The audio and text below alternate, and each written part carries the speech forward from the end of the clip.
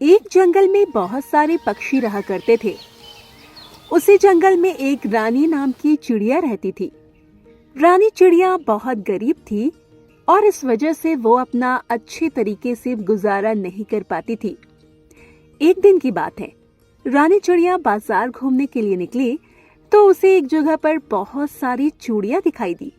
उन चूड़ियों को देखकर उसका भी मन हुआ कि वो भी चूड़ियां ले ले, और ये सोचकर उसने कालू कौवा से कहा, भैया चूड़ियाँ कैसे दे रहे हो? 50 रुपया दर्जन है, कितनी दे दूं? 50 रुपये? ये तो बहुत ज्यादा महंगी है। अरे आजकल महंगाई ही इतनी ज्यादा हो गई है कि हर चीज बहुत महंगी बिकती है। अच्छा चलो कोई बात नहीं, अभी मेरे पास रुपए नहीं है, फिर कभी ले लूंगी।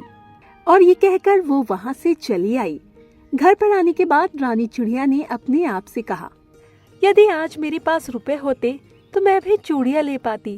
पर तभी उसके दिमाग में एक आइडिया आया और उसने अपने आप से कहा, क्यों ना मैं भी चूड़ियों का काम शुरू कर दूं? शायद इससे मेरी आर्थिक स्थिति सही हो जाए, क्योंकि चूड़ियाँ बनानी तो मुझे आती है। मेरे यहाँ तो पहले यही काम होता था। और ये सोचकर वो अगले दिन चूड़ियों का सारा सामान ले आई और उसने घर पर ही रंग बिरंगी चूड़ियां बनाना शुरू कर दिया, क्योंकि उसके माता पिता यही काम करते थे। पर उनकी मौत के बाद उसने कभी भी इस काम को आगे बढ़ाने का सोचा ही नहीं, और अगले दिन वो बाजार में चूड़ियां बेचने चली गई। रानी चिड़िया की चूड़ियां अच्छी होने की वजह से सभी ने उसकी चूड़ियों की खूब खरीदारी की, जिसे देखकर वो बहुत खुश हुई, क्योंकि उसे पता ही नहीं था कि पहले दिन ही उसकी इतनी अच्छी बिक्री हो जाएगी। उसने अपने आप से कहा, अरे वाह, आज तो मेरी सारी चूड़ियाँ बिक गई। कल मैं ज्यादा चूड़ी बनाकर लाऊंगी। और ये सोचकर वो अगले दिन बहुत सारी चूड़ियां बना लाई और फिर से चूड़ियां बेचने शुरू कर दी।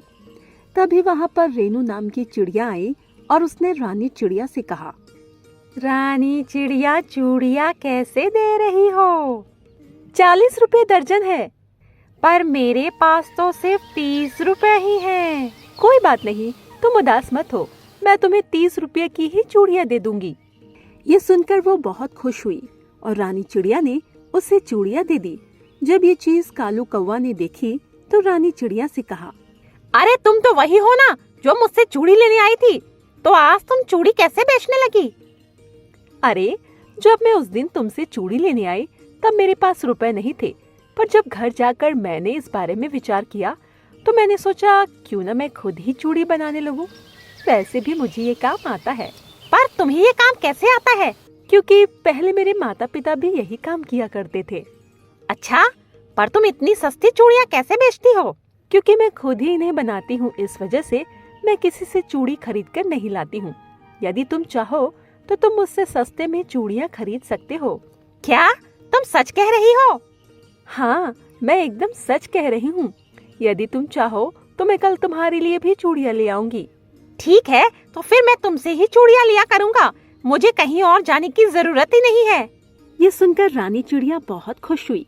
इसके बाद कालू कौवा वहाँ से चला गया और अगले दिन रानी चिड़िया ने बहुत सारी चूड़ियाँ बनाई और वो कालू कौवा के लिए भी चूड़ियाँ ले आई, जिसे देखकर कालू कौवा बहुत खुश हुआ, क्योंकि उसे चूड़ियाँ खरीदने के लिए बहुत दूर जाना पड़ता था। पर अब उसे यहीं पर चूड़ियाँ मिल जाती थी और काफी सस्ते दामों पर भी। इसके बाद अब कालू कौवा रानी चिड़िया से ही चूड़ियाँ लिया करता था, और अब रानी चिड़िया भी बहुत खुश थी, क्योंकि धीरे धीरे उसकी आमदनी बढ़ रही थी, जिससे उसकी आर्थिक स्थिति भी सही होती जा रही थी। और एक दिन की बात है कि रानी चिड़िया ने अपने आप से कहा, अब तो मेरी आर्थिक स्थिति सही हो रही है, क्यों ना मैं अपनी चूड़ियों की गोदाम खोल लूं और सभी पक्षियों को अपने यहाँ पर ही जोड़ूं। और ये सोचकर रानी चिड़िया ने जंगल जंगल में अपना प्रचार करना शुरू कर दिया। जब सभी पंछियों को पता लगा रानी चिड़िया बहुत ही सस्ते दामों पर चूड़ियाँ दे रही है, तो वो सभी उसी से चूड़ियाँ लेने लगे, जिससे रानी चिड़िया की गोदाम अच्छी चलने लगी और अब रानी चिड़िया बहुत खुश थी।